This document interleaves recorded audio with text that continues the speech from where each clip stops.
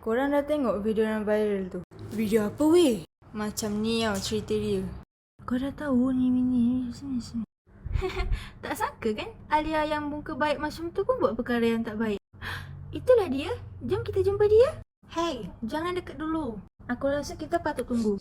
Saya tak buat benda tu. Itu bukan saya. Hai Iman. Iman, kau tengok ni. Semua orang tengah cakap pasal benda ni. Jap. Ini macam diedit. Berita ni mungkin dah diubah. Tengok ni, tarikh tak selari. Iman, semua orang dah percaya. Tak payah nak persoalkan.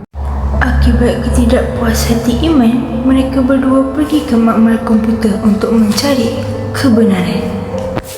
Aku cuba cari maklumat semasa dari phone Alia. Iman, cuba tengok ni. Versi ni lain sikit.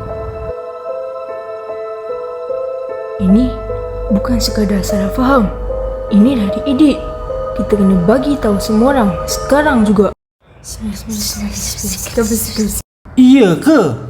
Aku tak sangka ada yang macam tu. Ish, menyibuk aja Iman ni. Kawan-kawan, berita itu palsu lah. Iman, kau jangan nak putar cerita. Semua orang dah nampak apa yang berlaku. Kau tunggu, aku akan tunjuk bukti dekat semua orang.